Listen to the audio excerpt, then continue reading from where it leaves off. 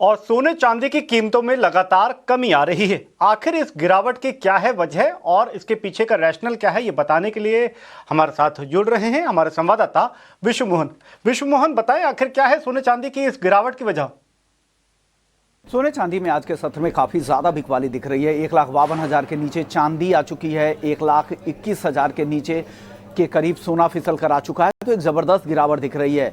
आप record high से देखें तो 11,000 रुपए से ज्यादा सस्ता सोना हो चुका है, 18,000 रुपए से ज्यादा सस्ती चांदी हो चुकी है। तो एक शार्प सेल ऑफ देख सकते हैं और ये लगातार तीसरा सत्र है जहां पर सोने और चांदी में बिकवाली दिख रही है। अब सवाल है कि ये लगातार बिकवाली क्यों आई, क्योंकि पिछले हफ्ते में हमने गुरुवार तक देखा था एक जबरदस्त तेजी, एक बड़ी तेजी दिखी थी, लेकिन वहां से ये बिकवाली शुरू हो चुकी है। तो कहा जा रहा है कि जो अन्य एसेट क्लास है, खास करके क्रिप्टो में जिस तरह की बिकवाली दिख रही है, इन कैरी ओवर ट्रेड वगैरह की वजह से वहां जो अनवाइंडिंग हो रही है, तो दूसरे एसेट क्लास के मार्जिन को भरने के लिए सोने चांदी में बिकवाली की जा रही है। क्योंकि सोने चांदी में जो प्रॉफिटेबल उनके ट्रेड होंगे, उस प्रॉफिट को निकालकर वो मार्जिन भरने के लिए बाकी एसेट क्लास की मार्जिन भर रहे हैं। तो ये एक दबाव बना रहे हैं। अब अन्य फैक्टर की बात करते जो दबाव बना रहे हैं, यूएस फेड की तरफ से जो हाल के बयान आए वो काफी सख्त लग रहे हैं। लग नहीं रहा है कि दिसंबर की बैठक में फेड अब ब्याज दरें घटाने वाला है। एक महीने पहले तक ब्याज दरें घटने की संभावना 90% तक थी, वो घटकर 46% के आसपास आ चुकी है। यानी दिसंबर में ब्याज दरें कटौती होती नहीं दिख रही है।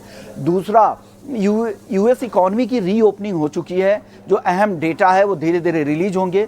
बुधवार को पिछली बैठक के फेड मिनट्स के जारी किए जाएंगे और साथ ही गुरुवार को नॉन फार्म पेरोल के नंबर भी आ जाएंगे। तो ये सारे डेटा देख के फेड की आगे की पॉलिसी की दिशा तय होगी। लेकिन अब तक जो स्थिति है वो सोने चांदी के लिए मुनाफा वसूली वाला ज्यादा लग रही है। यही वजह है कि हम देख रहे हैं कि आज के सत्र में ज्यादा गिरावट दिख रही है। लेकिन एक्सपर्ट्स को लगता है कि यहाँ से कुछ रिकवरी दिख सकती है। यह 1,20,500 के आसपास सोने में उनको लग रही है और चांदी में भी लग रहा है कि 1,50,000 के आसपास से चांदी में भी नियर टर्म में रिकवरी लौट सकती है।